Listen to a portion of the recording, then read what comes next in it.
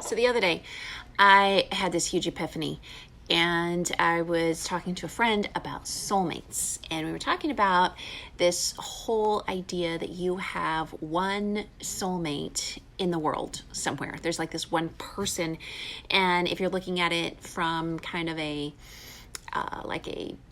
secular point of view, there's like this one soulmate that's just this amazing person, and they are exactly the right fit for you somewhere in the world, and you have to find that one person. And if you look at it in a Christian point of view, a lot of times people are like, oh, well, there's that one person that God has in mind for you, and you need to find that one person that God has designated for you to marry. So this whole soulmate thing, we were sitting there talking about this, my friend and I was just like, you know what? I think that's completely baloney. There is no such thing as a soulmate. This rubbish that there's one person out there that is the person that you're supposed to be with. And honestly, that makes it feel like if you were with that one person, then your relationships wouldn't be hard, right? That marriage wouldn't be hard work. There wouldn't be difficulties, because if there's difficulties, well, clearly you must not be my soulmate. I must have chosen wrong. Now, I'm not saying that you need to stay in abusive marriages or something like that. Y'all know me better than that. But I was thinking about, okay, so where did this soulmate thing come from? Leah's like, yeah, like Adam and Eve were probably soulmates. Okay, so I'll give you that one. They were like the only people in the world that were exactly created for each other. Yes, I give you that. Adam and Eve were soulmates. Hey, everybody. So, by the way, if you are watching right now, just click share, right? Because everybody wonders how to find their soulmate, right? Yeah, so I'm going to tell you why you don't need to bother to do that. So we were talking about this, and I was like, I think that came from Greek mythology, right? So this whole thing with Greek mythology was back in the time, like the story goes, that back in the time of the gods, they were really afraid of how powerful humans were. So in order to remove the power of humans so that they wouldn't threaten the rule of the gods, I'm paraphrasing loosely, but whatever, they took human souls and they split them in half, right? So that those two pieces of a soul would wander the universe looking for each other so that they could be reunited. And that was where the idea of soul mates came from, because it was like the whole two parts of a whole. And so this is where we get the whole idea of soulmates ever since.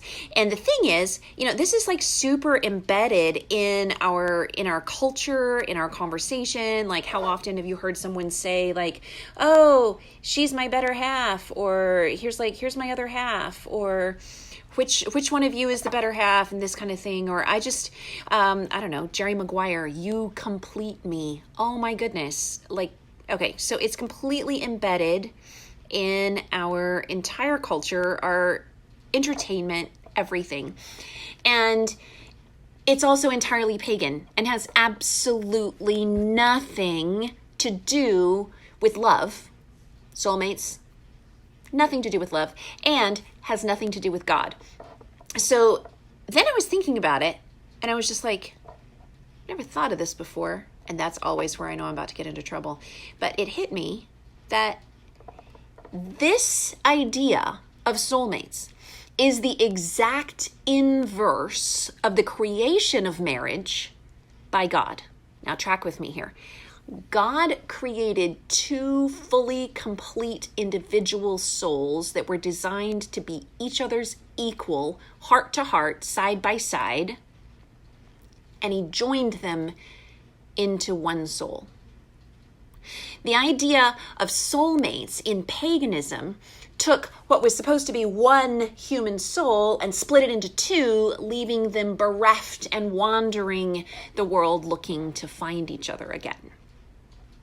So paganism took the idea of one whole soul and split it into two partial pieces, telling everyone that from then forward, if they were alone, they were incomplete.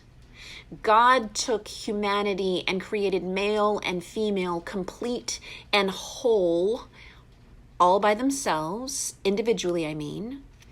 Yes, created for companionship. Yes, created to help each other. Yes, created for love, but not incomplete by themselves. And then he joined them together. Now,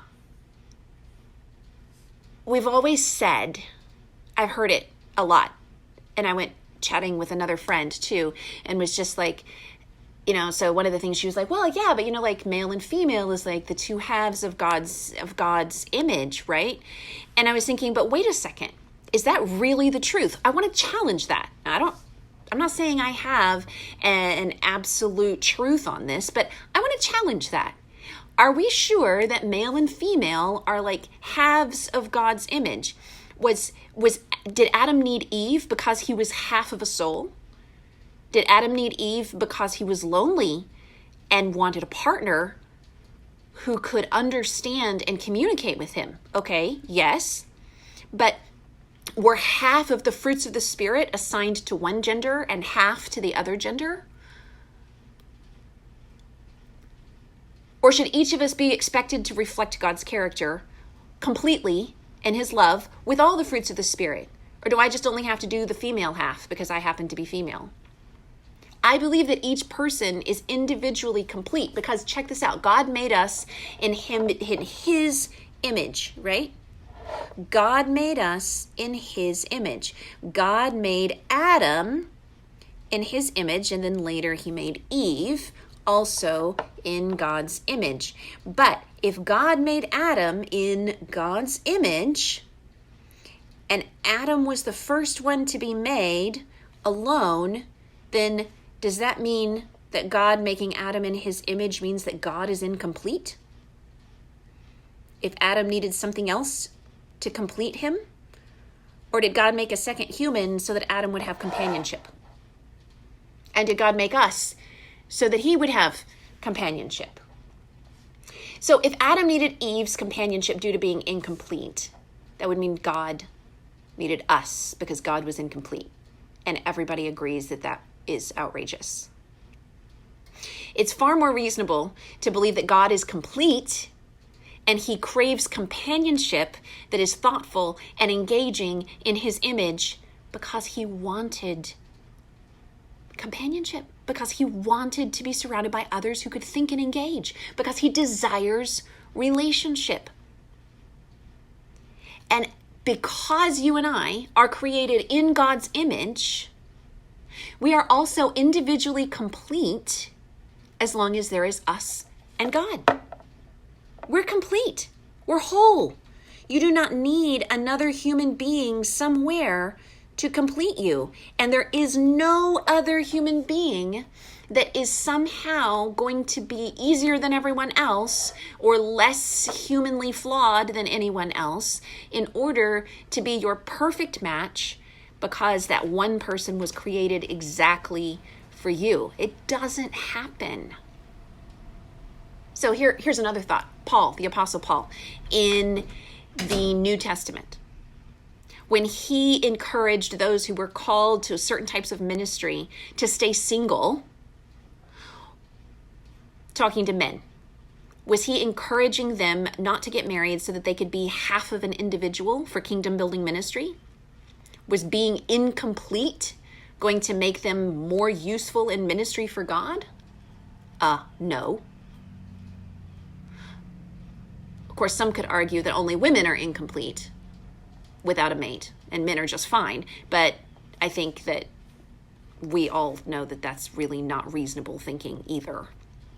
Was the prophetess Anna only half full of the Holy Spirit because she was a widow? You see, a soulmate isn't someone you find. A soul-joined partnership is something you build. Two whole, complete souls joining into one. And it's way, way, way more than just sex. The sex is the celebration of the partnership, but it is not the marriage relationship. It's so much more than that. And that's exactly why Satan aims to pervert sex, and to pervert the relationship, to pervert the intimacy, because when marriage and all of the whole-souled partnership of marriage is destroyed, minimized, damaged, broken apart, then our picture of relationship with God is too. It's also why most women don't want to celebrate sexually if their husband isn't really being a partner, because sex isn't the whole deal. It's the icing. It's the celebration. Here's a question for you. Is a need or a desire for something an indicator of the incompleteness of the person longing for it, or is it simply something you desire? See, desiring something like companionship is a whole lot different than being incomplete just because you want it. If we were incomplete without something or someone, we would absolutely fundamentally need that thing or that person. If we are complete, we desire them because we want a relationship with them, because we want to know them, not because they complete us. So if you're out there looking for your soulmate, stop. Don't bother. There isn't one for you.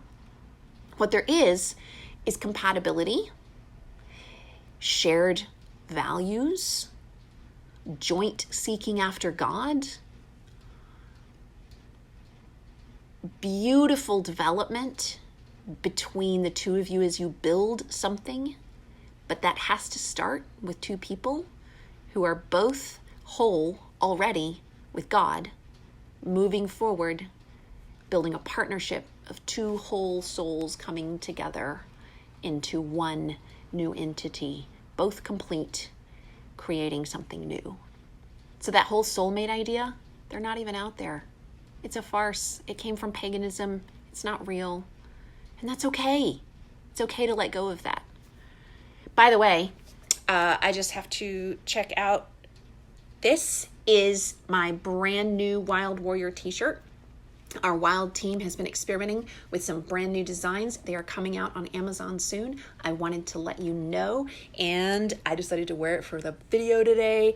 I also have a V-neck t-shirt and a tank top, and we have one other cool design that I will show you in another video when I get around to it. But I hope you're doing good today, and I hope that you will share your thoughts with me about soulmates and partnerships and all of this, because I am enjoying exploring this. Talk to you later.